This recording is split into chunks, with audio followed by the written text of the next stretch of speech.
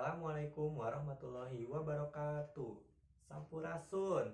Perkenalkan, nama saya Muhammad Irfan Sukma. Di sini saya akan menceritakan sebuah dongeng dengan judul Sahabat Penyelamat Hidup. Selamat menyaksikan. Asta dan Remi adalah mahasiswa tingkat akhir di sebuah universitas di Indonesia. Mereka sudah berteman sejak awal kuliah. Mereka di satu jurusan dan satu kelas yang sama. Nah, Remi adalah orang yang aktif dan sering mengikuti berbagai kegiatan kampus. Sedangkan Asta adalah orang yang agak pendiam, namun ia pintar dalam berbagai materi di kelasnya. Asta dan Remi ini saling tolong menolong satu sama lain dalam berbagai kegiatan ataupun mengerjakan tugas. Nah, biasanya mereka sering mengerjakan tugas bersama di perpustakaan yang ada di kampus. Namun suatu hari Asta heran karena Remi sudah 1 minggu ini jarang kelihatan. Biasanya mereka sering menghabiskan waktu bersama di perpustakaan. Karena khawatir, Asta coba menghubungi Remi. Dan setelah beberapa saat akhirnya Remi menjawab telepon dari Asta. Lalu Asta coba menanyakan kabar dari Remi. Halo Remi, apa kabar? Kamu kok jarang ke kampus? Udah lama gak ketemu, kamu kemana aja? Nah, lalu Remi menjawab dengan nada yang agak lemas. Remi berkata, ya Asta, aku akhir-akhir ini lagi stres dan aku di rumah aja karena orang tua aku lagi keluar kota dan aku di rumah sama adik aku. Begitu kata Remi. Karena Asta khawatir dengan keadaan Remi, akhirnya coba mengajak Remi untuk bertemu di sebuah kafe untuk berbincang-bincang. Seperti itu. Akhirnya mereka menentukan jadwal untuk bertemu.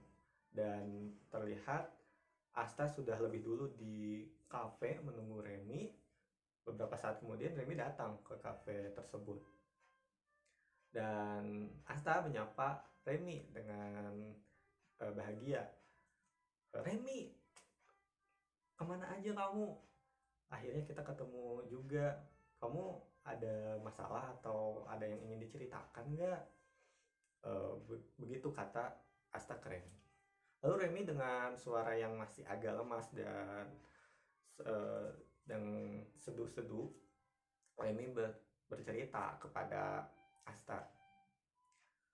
Ya Asta, akhir-akhir ini aku lagi stres. Aku juga lagi banyak masalah di organisasi. Aku merasa dikucilkan dari lingkungan aku dan tidak punya teman. Aku lagi merasa kesepian nih. Begitu kata Remi. Akhirnya Asta mencoba menghibur Remi gitu. Jangan begitu kamu Remi, aku kan sahabat kamu, kalau ada apa-apa cerita aja sama aku. Begitu kata Asta. Di sela-sela perbincangan mereka, tiba-tiba Remi izin pamit. Dia bilang ingin membeli suatu barang dan dia sudah ada janji bertemu seseorang untuk membeli barang tersebut. Ketika ditanya oleh Asta, Remi, emangnya kamu mau beli apa? Remi tiba-tiba diam dan tidak menjawab dan malah langsung pergi. Di situ Asta agak curiga, kok Remi jadi tidak terbuka dan terlihat sangat mencurigakan gitu. Akhirnya karena khawatir, Asta mengikuti Remi. Dan terlihat Remi bertemu seorang yang sangat mencurigakan di tempat yang sangat sepi. Di situ orang yang mencurigakan mengeluarkan sebuah paket yang mencurigakan pula. Di situ Asta melihat kejadian tersebut dan ketika melihat kejadian tersebut, Asta pun semakin curiga, apa yang dibeli oleh Remi. Terlihat Remi sudah pergi meninggalkan tempat tersebut dan Asta berinisiatif untuk pergi ke rumahnya Remi gitu untuk menanyakan lebih lanjut apa yang tadi sudah dibeli oleh Remi gitu. Nah, ketika sudah sampai di rumahnya Remi, Asta coba memanggil-manggil Remy, tapi tidak keluar juga dari rumah. Dan beberapa saat kemudian, tiba-tiba ada adiknya Remy keluar dan menyuruh untuk Asta masuk ke dalam. Lalu adiknya Remy berkata, Kak Asta, ini Kak Remy lagi di kamar, dia tapi kayak mencurigakan gitu, mending kita ke kamarnya Kak Remy aja ya. Nah, di situ Asta dan adiknya Remy pergi ke kamarnya Remy. Ketika dibuka kamarnya Remy, betapa terkejutnya Asta. Asta langsung berteriak, Remy, apa yang ada di tanganmu itu? Terlihat Remy cukup ketakutan dan merasa bersalah gitu. Karena ternyata yang ada di tangannya itu adalah sebuah obat-obatan terlarang. Di situ Remy sempat tidak bisa berkata apa-apa, dan ketika beberapa saat akhirnya Remy mulai menangis dan menjawab apa yang ditanyakan oleh Asta. Asta, maafkan aku baru membeli sebuah narkotika dan beberapa obat-obatan terlarang karena aku pikir ini bisa menghilangkan stres aku. Begitu kata Remy dengan nada yang begitu sedih dan merasa sangat menyesal. Akhirnya Asta dan adiknya coba menenangkan Remy. Setelah tenang dan sudah mulai bisa berbicara secara normal, akhirnya mereka berdiskusi. Asta bilang ini tidak bisa dibiarkan, kita harus melaporkan ini ke kepolisian setempat agar tidak ada korban lain yang membeli barang ini. Memangnya kamu dapat dari mana barang-barang seperti ini?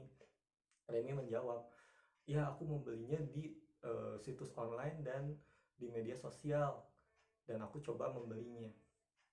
Setelah mendapat kejelasan, akhirnya mereka segera pergi ke kepolisian dan melaporkan kejadian tersebut. Di kepolisian, di kantor polisi, Pak Polisi menyambut mereka, selamat datang, ada yang bisa kami bantu, kata Pak Polisi. Lalu di situ Asta langsung menyampaikan, langsung melaporkan bahwa ada sebuah tindakan narkotika, pengedaran narkotika, dan menjelaskan secara detail bagaimana kronologisnya sembari membawa barang bukti. Nah, Asta dan Remy di situ dimintai keterangan lebih lanjut oleh kepolisian, dan kepolisian juga meminta bantuan dengan BNN atau Badan Narkotika Nasional di tempat tersebut. Nah, ketika sudah berdiskusi dan menjelaskan kronologi kejadiannya dan diperiksa kesehatan dari Remy, akhirnya kepolisian membuat sebuah rencana untuk menggerebek pihak pengedar narkoba tersebut. Nah, dengan bantuan Asta dan Remy, akhirnya kepolisian berhasil menggerebek pengedar narkoba tersebut, hingga akhirnya pengedar tersebut tertangkap. Nah, selepas kejadian itu, Asta dan Remy akhirnya mendapatkan penghargaan dari pihak kepolisian maupun BNN karena telah membantu menangkap pengedar narkoba di daerah tersebut. Pihak BNN pun memberikan berbagai pelatihan dan mengedukasi kepada Asta dan Remy sehingga bisa mengerti bagaimana bahayanya narkoba.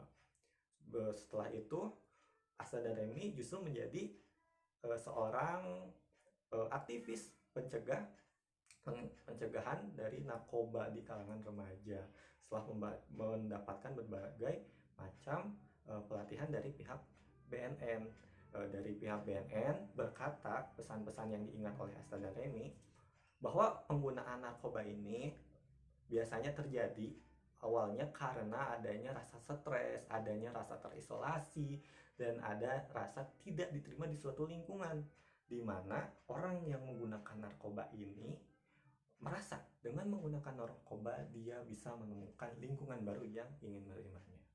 Padahal itu adalah hal yang sangat salah gitu ya, karena akan merusak dirinya dan orang lain.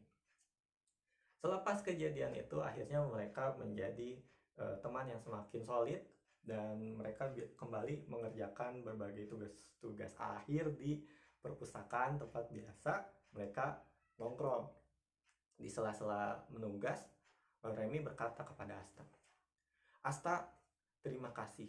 Seandainya kamu tidak ada saat itu, pasti aku sudah terjerumus ke jurang narkotika, ke jurang narkoba. Terima kasih sudah menjadi sahabat aku dan menolong aku." Begitu kata Remy. Lalu Asta menjawab, "Sama-sama, Remy. Memang itulah tugas seorang sahabat. Kita harus saling mensupport dalam kebaikan dan tolong menolong dalam kebaikan pula." Begitu ucap dari Asta.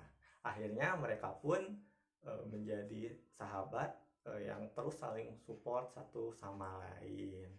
Sekian cerita mengenai Asta dan Remy dengan judul Sahabat Penyelamat Hidup. Terima kasih. Maaf bila ada kesalahan. Wassalamualaikum warahmatullahi wabarakatuh.